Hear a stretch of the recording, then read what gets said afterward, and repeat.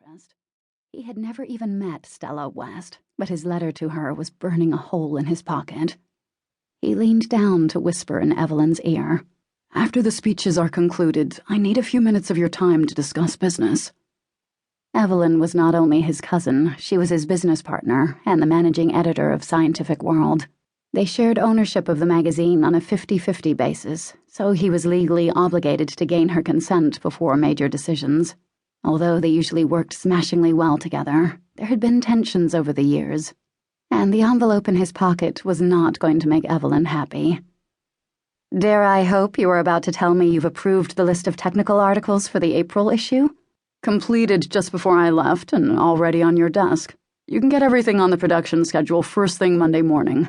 There is something else we need to discuss." And it was going to have to be handled delicately. Evelyn ran a tight ship at the magazine, and she was likely to fight him tooth and nail over his suggestion. Scientific World would have crashed into insolvency years ago if Evelyn had not been there to reel him in from his more extravagant indulgences, but on this issue he intended to remain firm. "Are you wearing a pink vest?"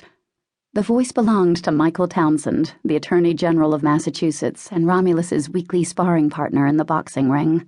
With patrician features and prematurely gray hair, Michael was a handsome man, despite his bland taste in fashion. "It's coral," Romulus corrected.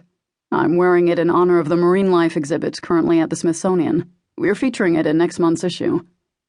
Michael looked skeptically at the vest, but his tone carried a glint of humor. "It looks pink to me." Like most men in the ballroom, Michael wore a black swallowtail coat and vest, but Romulus had had an appreciation for style from the day he was old enough to understand the concept of complementary color schemes.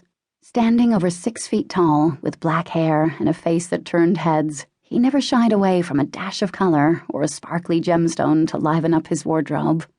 "Brace yourself, the speeches are coming," Michael said, and a balding man with a walrus mustache stepped up to the podium in front of the orchestra. The music came to an end, and the clinking of forks on champagne glasses caused a hush to settle over the crowd. Henry Whitney was the improbable hero of the evening. A businessman with a lifelong interest in railroads, Henry was intrigued by the possibility of creating a railway that ran beneath the streets. 2 years ago, he had finally cobbled together the necessary financing, technical plans, and political clout to begin building America's first subway. Traffic congestion had always been bad in Boston, with its narrow, twisting streets first laid out in the 17th century. More than 500,000 people now lived in a city whose streets were choked by lumbering streetcars, wagons, and pedestrians darting among the potholes and horse-drawn carriages. It had been even worse for the past year, as streets had been torn up for the digging of the subway tunnels, but the first leg of the subway was due to open soon. As the applause settled down, Henry began speaking. "My friends, it is surely no coincidence that the first attempt at a project as technically challenging and politically risky as a subway should happen in Boston. Our city has been blazing trails into the unknown since the first settlers arrived in America. We carved a great society out of the raw wilderness, and now our factories, publishing houses, and universities are the envy of the world. Our colleagues support the research that is fueling the innovation that will lead us into the 20th century. Our ships sail to ports all over the world, and our buildings are rising high into the sky.